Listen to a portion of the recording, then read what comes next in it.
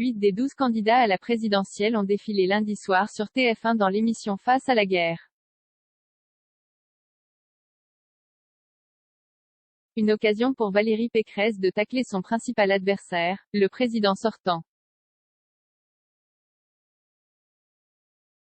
Elle a affirmé qu'Emmanuel Macron avait changé d'avis sur plusieurs thématiques, notamment les retraites, le nucléaire, la sécurité et la justice. Est-ce vraiment le cas? 20 minutes s'est plongé dans les archives. Emmanuel Macron a-t-il changé d'avis sur les retraites, le nucléaire, la sécurité et la justice? C'est en tout cas l'accusation portée par Valérie Pécresse lors de l'émission La France face à la guerre, qui a réuni 8 candidats à l'Élysée sur TF1 lundi soir. Je crois qu'il a écouté mon programme et j'en suis heureuse. Visiblement, ce n'était pas du tout sa position il y a quelques mois, a poursuivi la candidate LR.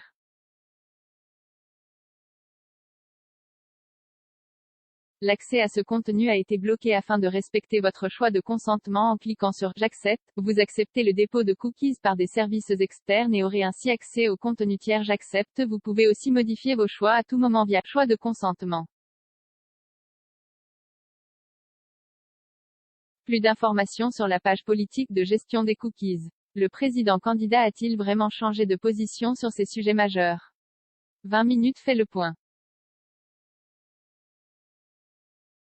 Fake-off sur l'âge de départ à la retraite, le président a changé d'avis dès sa campagne de 2017. Emmanuel Macron annonçait vouloir réformer les régimes de retraite, avec une promesse, parmi d'autres, nous ne toucherons pas à l'âge de départ à la retraite. Lorsqu'elle a été mise sur la table fin 2019, sa réforme a rencontré une vive opposition, avant que le projet ne soit laissé de côté en raison du coronavirus. Cette nouvelle campagne a remis le sujet sur la table. Cependant, et comme 20 minutes le relatait l'a expliqué il y a quelques jours, il y a des différences notables entre les propositions de 2017 et de 2022 du candidat Macron. Aujourd'hui, le président candidat promet un allongement progressif de l'âge de départ.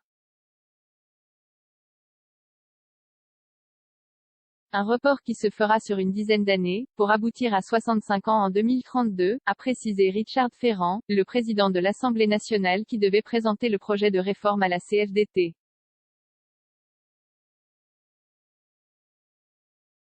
En 2017, le candidat LREM fixait par ailleurs une retraite minimum à 1 000 €, contre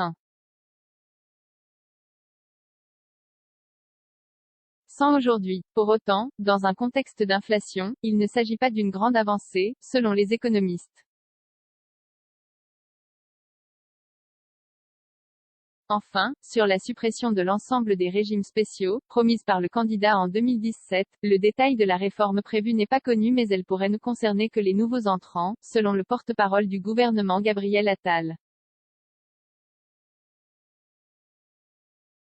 Volte-face sur le nucléaire en novembre 2018, le président avait confirmé la fermeture des 2 réacteurs de la centrale de Fessenheim pour 2020, concrétisant la promesse faite par son prédécesseur, François Hollande. Le gouvernement défendait alors une étape clé dans l'engagement porté par la France de réduire à 50% la part du nucléaire dans la production d'énergie, prévoyant la fermeture de 12 autres réacteurs à l'horizon 2035. Depuis, Emmanuel Macron a fait un virage à 180 degrés sur l'atome. Le président s'est rendu à Belfort le 10 février dernier pour présenter son plan pour l'avenir de l'énergie en France, dont l'un des piliers n'est autre que le développement du nucléaire. Il souhaite ainsi construire, d'ici à 2050, 6 nouveaux réacteurs nucléaires EPR.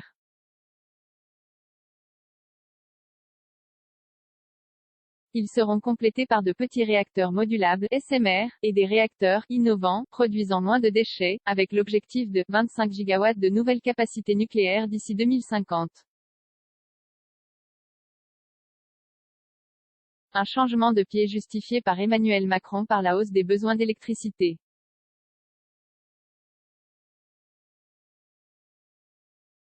Le président candidat veut également prolonger la durée de vie de tous les réacteurs qui peuvent l'être, au-delà de 50 ans si possible.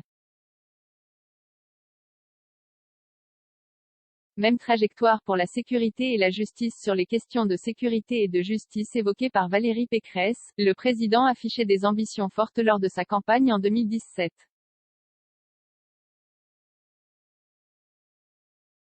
Il promettait la création de 10 000 postes de policiers et de gendarmes, une police de sécurité quotidienne, davantage de places en prison ou encore une réforme de la justice pour plus de rapidité dans les procédures. Notre dossier sur la présidentielle. De ce point de vue, Emmanuel Macron n'a pas changé de cap. Si la police de sécurité du quotidien a bien été une réalité, la création des postes supplémentaires fait toutefois l'objet de controverses. Pour ce qui est des 15 000 places de prison, la moitié a été créée et le reste devrait l'être d'ici 2027. En revanche, le bilan en matière de réforme de la justice est plus mitigé. L'effort budgétaire a été important tout au long du quinquennat, mais il a surtout servi à rattraper des années de retard. En janvier dernier, alors qu'il n'était pas encore officiellement candidat, Emmanuel Macron a annoncé une hausse de 15 milliards d'euros du budget de la sécurité sur les 5 prochaines années.